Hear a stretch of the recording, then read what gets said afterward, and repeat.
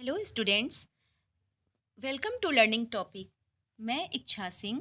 आज इस वीडियो में हम लोग क्लास 9th साइंस की बुक का चैप्टर 6 टिश्यू पार्ट 5 देखेंगे। स्टूडेंट्स, स्टार्ट करने से पहले आप लोग इस चैनल को सब्सक्राइब कर लीजिए, लाइक कर दीजिए, बेल आइकन ऑल पे क्लिक कर दीजिए और कमेंट सेक्शन में बताइएगा कि ये वीडियो आप लोगों को कैसा लगा। और अगर कुछ डाउट हो तो उसको भी आप लोग कमेंट सेक्शन में ज़रूर लिखिएगा ताकि हम उस डाउट को क्लियर करने की कोशिश करेंगे। Okay students, let's start. देखिए स्टूडेंट्स, कल हम लोगों ने टिश्यूज़ के टू टाइप्स पढ़ लिए थे, जो एपिथेलियल टिश्यू और कनेक्टिव टिश्यू। एनिमल टिश्यू के टू टाइप्स हम लोगों ने कल पढ़ लिए थे, एपिथेलियल टिश्यू और कनेक्टिव टिश्यू। आज हम लोगों उस मस्कुलर टिश्यू के बारे में पढ़ेंगे। तो स्टूडेंट्स आज हम लोग मस्कुलर टिश्यू के बारे में पढ़ेंगे। Let's start. Muscular tissue consist of elongated sales also called muscle fibres.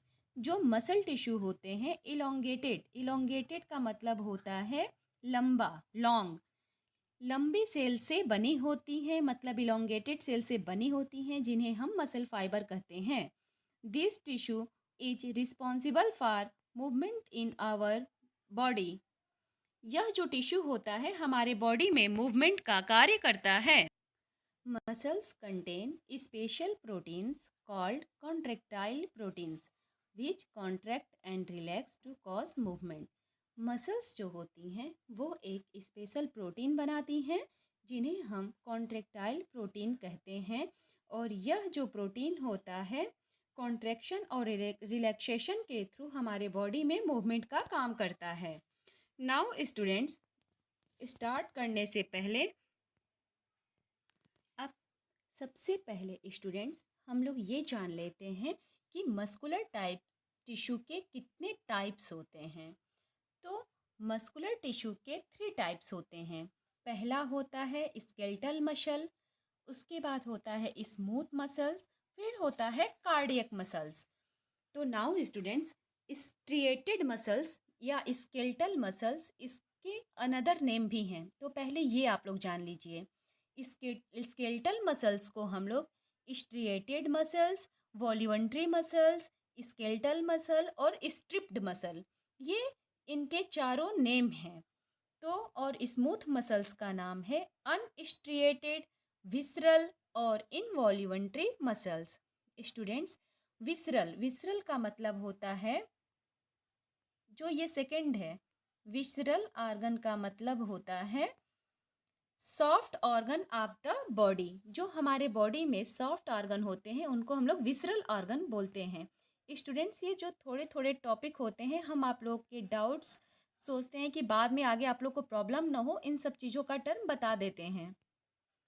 अब स्केलेटल मसल्स के बारे में हम लोग जान लेते हैं। तो स्केलेटल मसल्स क्या होता है कि these muscles are also called skeletal muscles as they are mostly attached to bone and help in body movement। जो skeletal muscles होती हैं ये बोन से जुड़ी होती हैं, अटैच होती हैं और हमारी बॉडी में मूवमेंट में हेल्प करती हैं। Under the microscope these muscles show alternate light and dark bands or striation when stained appropriately। Microscope के नीचे इन मसल्स को देखा जाता है कि इनके अंदर एक लाइट डार्क बैंड या स्ट्रिएशंस है। स्ट्रिएशंस का मतलब होता है स्टूडेंट्स, स्ट्रिएशंस का मतलब होता है स्ट्रिप्स, मतलब आप लोग समझ गए, बैंड लाइक स्ट्रक्चर। तो इसकी वजह से हम इन्हें स्ट्रिएटेड मसल्स कहते हैं। As a result they are also called striated muscles, मतलब इसमें band like strips like structure होते हैं माइक्रोस्कोप के नीचे देखने पर, इसलिए हम लोग इसको स्ट्रिएटेड मसल्स कहते हैं। The cells of this tissue are long, cylindrical, unbranched and multi nucleate. जो इस टिश्यू के सेल होते हैं वो लॉन्ग होते हैं, जैसा कि हमने पहले बताया था, इलोंगेटेड। तो इस टिश्यू के जो सेल्स होते हैं वो लॉन्ग होते हैं, सिलिंड्रिकल साइज शेप में होते हैं, अनब्रांच्ड होते हैं और इनमें मल्टी न्यूक्लिएट का मतलब होता है जिसमें एक से ज़्यादा न्यूक्लियाई का प्रेजेंट होना। तो ये होता है मल्टी न्यूक्लिएट। अब स्टूडेंट्स, हम लोग स्ट्रिएटेड मसल्स के कुछ फंक्शन जान लेते हैं। एक दो पॉइंट है जो हम आप लोग को बता रहे हैं, ध्यान से आप लोग इस वीडियो पे फोकस करिएगा। स्ट्रिएटेड मसल्स जो होता है provide the force for locomotion and all other voluntary movement of the body. जैसा कि आप लोग देख रहे हैं कि स्ट्रिएटेड मसल्स जो होता है यह हमारे बॉडी में मूवमेंट का कार्य करता है। तो स्टूडेंट्स, ये कैसा मूवमेंट कार्य करना करता है? तो देखिए, स्ट्रिएटेड का मसल्स हमने आपको ऊपर भी बताया था कि वॉल्यूंट्री, वॉल्यूंट्री मतलब हमारी विलिंग, हमारी इच्छा के अनुसार ही ये मसल्स कार्य करती हैं। तो अगर जब हमारा हाथ उठाने का मन होगा तो हम अपने हाथों को उठा लेंगे, जब हटाने का मन होगा तो हटा देंगे। तो मतलब ऐसा क्या है कि स्ट्रिएटेड जो मसल्स होती हैं हमारे विलिंग्स के अनुसार काम करती हैं, जबकि स्मूथ मसल्स जो होती हैं वो इनवॉल्यूंट्री होती हैं, वो हमारे इच्छा से या हमारे विल से वो काम नहीं करेंगी। अब हम लोग ये देखते हैं स्टूडेंट्स कि स्ट्रिएटेड मसल्स कहाँ पाई जाती हैं। तो हमारे मसल ऑफ लिम्स, लिम्स के मसल में, तभी तो हम लोग अपने हाथों को ऊपर और नीचे घुमा सकते हैं, इधर उधर कर सकते हैं। तो ये हमारे मसल्स ऑफ लिम्स में पाई जाती हैं। बॉडी वॉल, नेक में, नेक को भी हम लोग चारों तरफ से क्या कर सकते हैं, घुमा सकते हैं। तो मतलब जहाँ पे हम अपनी इच्छा से काम कर सकें वहाँ पे ये मसल्स पाई जाती हैं। इनका फंक्शन होता है कि ये हमारे बॉडी में मूवमेंट का कार्य करती हैं। अब स्टूडेंट्स, हम लोग इसका सेकेंड टाइप देखेंगे, smooth muscles or involuntary muscles. तो आप लोग को जैसे ही बताया, वॉल्यूंट्री का मतलब इच्छा से, इनवॉल्यूंट्री का मतलब होता है जो हमारी इच्छा से काम ना करे। तो the movement of food in the alimentary canal, जो हमारे एलिमेंट्री कैनाल में फूड का मूवमेंट होता है वो तो हमारे इच्छा के अनुसार नहीं होता, अंदर तो कार्य अपने मन से ही होता है। और the contraction and relaxation of blood vessels, इसी तरह ब्लड वेसल्स में भी कॉन्ट्रैक्शन और जो रिलैक्सेशन होता है वो हमारे विलिंग्स के अनुसार तो होता नहीं है। और इनवॉल्यूंट्री मूवमेंट, और जो भी हमारे इच्छा के अनुसार जो मूवमेंट ना हो उन्हें हम क्या कर सकते हैं, स्मूथ मसल्स कह सकते हैं। We cannot really start them or stop them simply by wanting to do so. Smooth muscles or involuntary muscles control such movements. इसका कहने का तात्पर्य ये है कि जिस मूवमेंट को ना हम स्टार्ट कर पाए और ना ही स्टॉप कर पाए उसे हम लोग स्मूथ मसल्स या इनवॉल्यूंट्री मसल्स कहते हैं। ये कहाँ पाई जाती हैं? तो they are also found in the iris of the eye, iris of. अब देखिए स्टूडेंट्स, इसमें इरिस, इरिस का मतलब आप लोग को बता दें कि इरिस, कभी कभी स्टूडेंट्स के बीच में कंफ्यूजन होता है कि इरिस और प्यूपिल में क्या डिफरेंसेस है।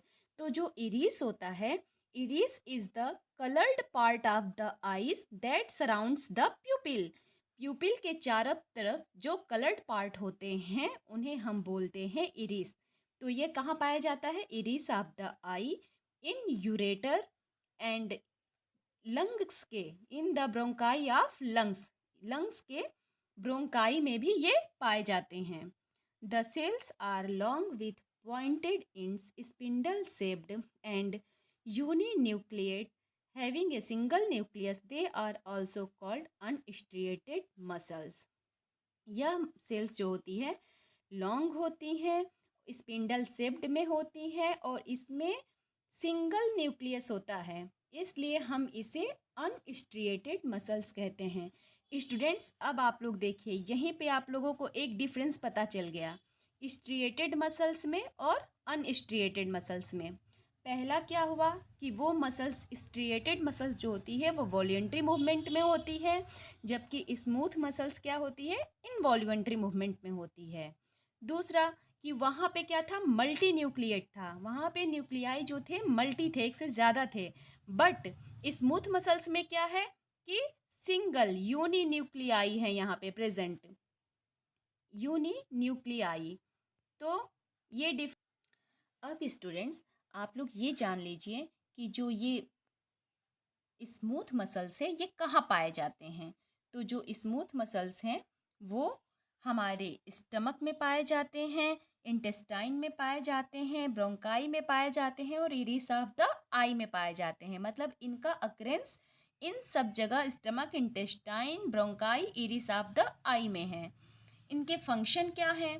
तो smooth muscles do not work according to our will, so they are also called involuntary muscles. जो स्मूथ मसल्स होते हैं ये हमारे विल्स मतलब इच्छा के अनुसार कार्य नहीं करते हैं, इसलिए हमें इन्हें इनवॉल्यूंटरी मसल्स कहते हैं। स्टूडेंट्स, ये लाइनिंग हम आप लोग को इसलिए बता रहे हैं ताकि आप लोग को कभी भी एग्ज़ाम में पूछा जाए स्मूथ मसल्स क्या है, उनके फंक्शन क्या है, ये कहाँ पाए जाए, तो आप लोग हेडिंग वाइज इसको अच्छे से लिख सकें। क्योंकि हर चीज़ आप बुक का रटाफिकेशन तो लिख नहीं सकते ना, कुछ अपने मन से भी कंटेंट बना के एग्ज़ाम में लिखने होते हैं जिससे मार्क्स हम अच्छा गेन कर पाएँ।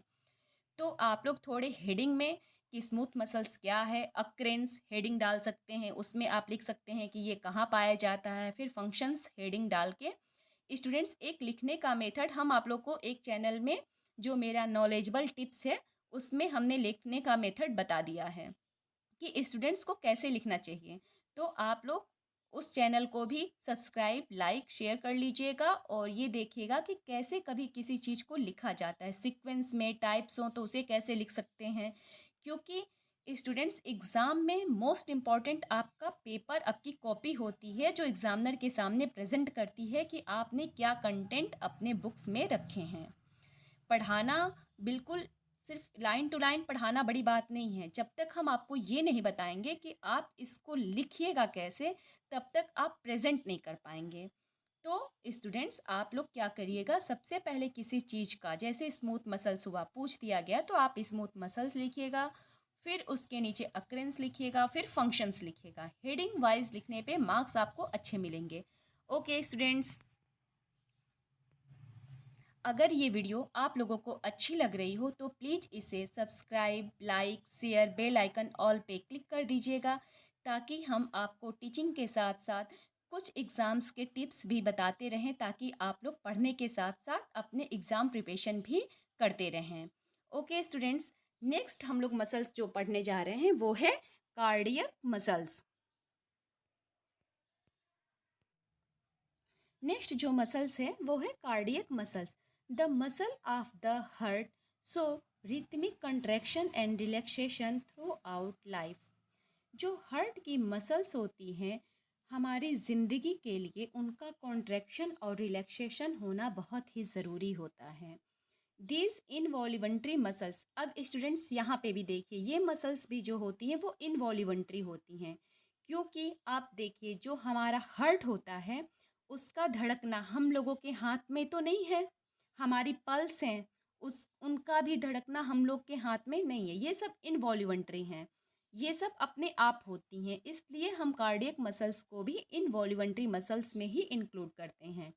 तो the muscles of the heart, जैसा कि हमने बता दिया कि हमारी ज़िंदगी के लिए हमारे हार्ट मसल्स का कॉन्ट्रैक्शन और रिलैक्सेशन होना बहुत ही ज़रूरी है। इन मसल्स को हम कार्डियक मसल्स कहते हैं। जो हार्ट मसल सेल्स होती हैं ये भी सिलिंड्रिकल होती हैं, ब्रांच्ड में होती हैं, ब्रांच्ड मतलब शाखाएं एक दूसरे से निकली रहती हैं, और यूनिन्यूक्लिएट होता है, इसके अंदर भी सिंगल न्यूक्लियस प्रेजेंट रहता है। अब स्टूडेंट, हम लोग ये जान लेते हैं कि कार्डियक मसल्स का अकरेंस, अकरेंस मतलब ये कहाँ कहाँ पाया जाता है।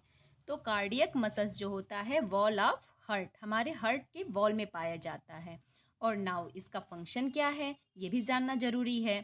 तो फंक्शन इसका होता है कि यह हार्ट मसल्स जो होता है help to pump and distribute blood to various parts of the body. जो हार्ट मसल्स होता है ब्लड को पंप करने में और हमारे बॉडी के डिफरेंट पार्ट्स में उसे डिस्ट्रीब्यूट मतलब फैलाने के काम में आता है। नाउ स्टूडेंट्स, अब हम लोग लास्ट टिश्यू पढ़ेंगे, नर्वस टिश्यू। नर्वस टिश्यू जो होता है अब उसके बारे में हम लोग जानते हैं। All cell possesses the ability to respond to stimuli. जो सारे सेल्स होते हैं वो, जितने भी हमारे बॉडी में सेल्स होते हैं वो स्टिमुलाई के प्रति रिस्पॉन्स करने की एबिलिटी, योग्यता रखते हैं।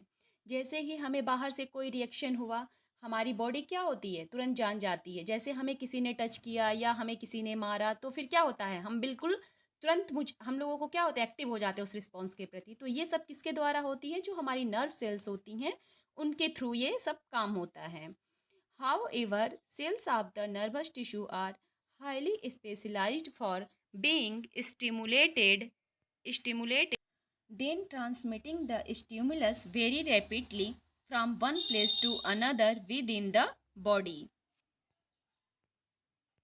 जो नर्वस टिश्यू के सेल्स होते हैं वो हाईली स्पेशलाइज्ड होते हैं और जो भी स्टिमुलस होते हैं उनके प्रति वो जल्दी ही रिस्पॉन्स करके बॉडी में एक प्लेस से दूसरे प्लेस में ट्रांसमिट हो जाते हैं. The brain, spinal cord and nerves are all composed of nervous tissue. अब नर्वस टिश्यू कहाँ पाए जाते हैं? देखिए, brain, spinal cord and nerve इन सब जगह पे जो होते हैं वो नर्वस टिश्यू होते हैं. The cells of this tissue are called nerve cells और न्यूरॉन. जो ये नर्व सेल्स, इस टिश्यू के जो नर्व सेल्स होते हैं उन्हें हम नर्व सेल या न्यूरॉन्स बोलते हैं. स्टूडेंट्स, जो ये टिश्यू है नर्वस टिश्यू, इसमें जो जितने भी सेल्स पाए जाते हैं उन्हें हम क्या बोलते हैं? नर्व सेल या न्यूरॉन. अब स्टूडेंट्स हम लोग जानते हैं न्यूरॉन के बारे में कि न्यूरॉन क्या होता है. तो neuron consist of a cell body with a nucleus and cytoplasm from which long thin hair like parts arise. जो न्यूरॉन होता है वह cell body. Students, cell body का दूसरा नाम साइटॉन भी बोलते हैं. Cyton, CYTON, cyton.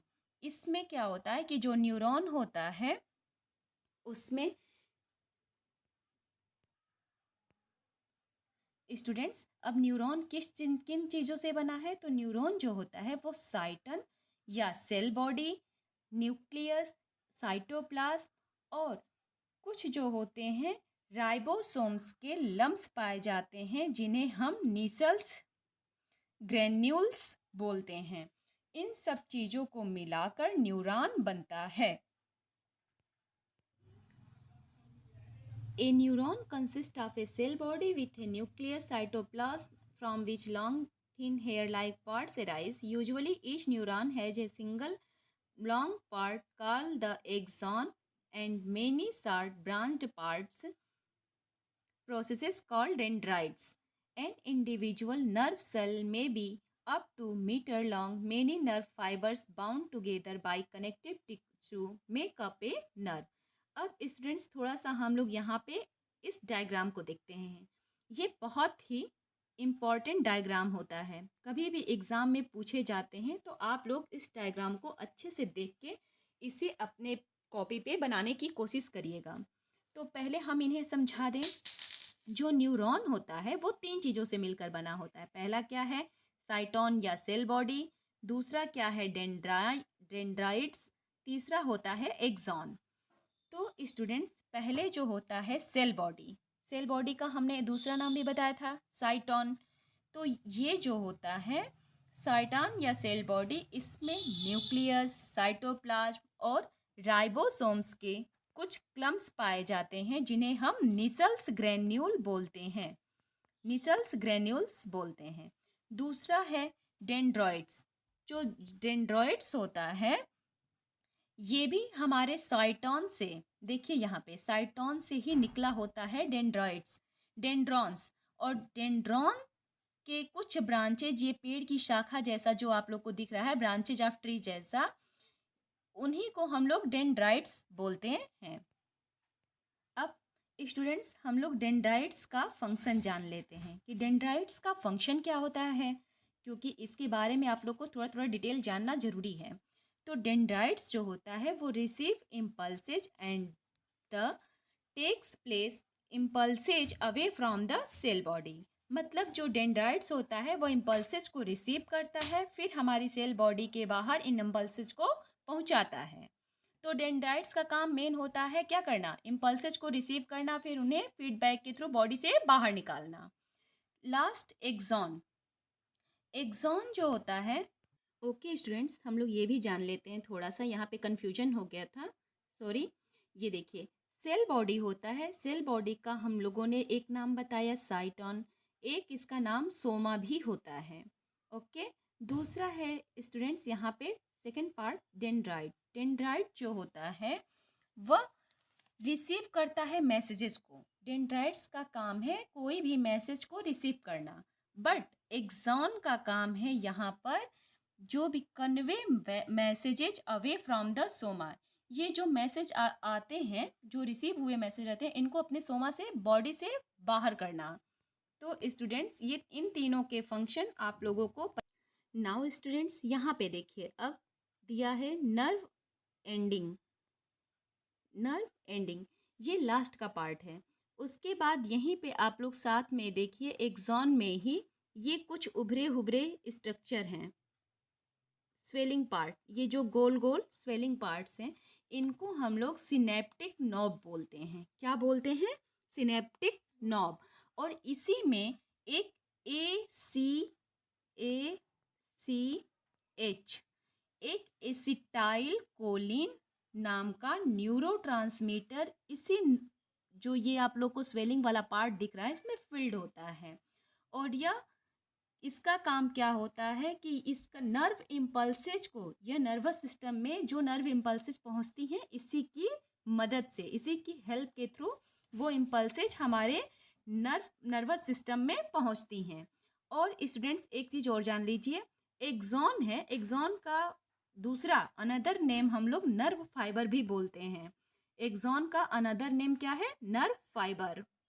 Okay students, ये डायग्राम आप लोग को समझ में आ गया कि जो हमारा न्यूरॉन होता है वो किस चीज़ से बना होता है? 3 पार्ट होते हैं उसके। पहला होता है साइटन या सेल बॉडी या सोमा।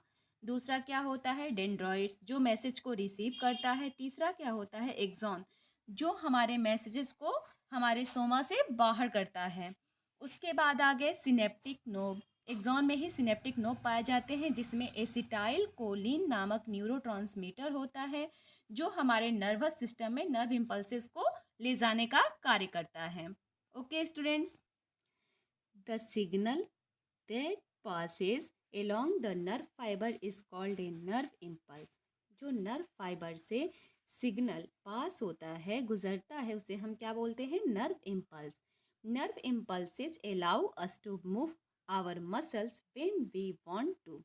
नर्व इम्पल्सेज ही अलाउ करती हैं हमारे मसल्स के मूवमेंट को जब हम चाहते हैं। The functional combination of nerve and muscle tissue is fundamental to most animals. अधिकतर एनिमल्स के लिए ये नर्व और मसल टिश्यू बहुत ही इम्पॉर्टेंट होते हैं। This combination enables animals to move rapidly in response to stimuli. इन दोनों के कॉम्बिनेशन के थ्रू ही हमारे पास जो स्टिमुलाई का मतलब होता है उत्तेजनाएं, एक्साइटमेंट। जो भी एक्साइटमेंट हम लोग के पास आता है उसका हम लोग रैपिडली रिस्पॉन्स नर्व और मसल टिश्यू की हेल्प से ही कर पाते हैं। ओके स्टूडेंट्स, इस पार्ट में ये चैप्टर पूरा कंप्लीट हो गया। तो इस चैप्टर के 5 पार्ट्स थे स्टूडेंट्स। अगर आप लोगों को ये वीडियो अच्छा लगा हो तो आप लोग प्लीज़ इसे सब्सक्राइब करिएगा, लाइक करिएगा, बेल आइकन ऑल पे क्लिक करिएगा, कमेंट सेक्शन में ये लिख के बताइएगा कि आप लोगों को ये वीडियो कैसा लगा। और जो कुछ भी डाउट हो उसे ज़रूर लिखिएगा, हम उस डाउट को क्लियर करने की पूरी कोशिश करेंगे। स्टूडेंट्स, आप लोग का सब्सक्राइब ही ये दर्शाता है कि आप लोगों को आगे वीडियो, अगर आप लोग इस चैनल को ज़्यादा से ज़्यादा सब्सक्राइब, लाइक, शेयर करेंगे तो मुझे इससे मोटिवेशन मिलेगा ताकि मैं और भी वीडियो और भी बेहतरीन और अच्छे तरीके से आपके लिए ला सकूं। Okay students, bye, take care.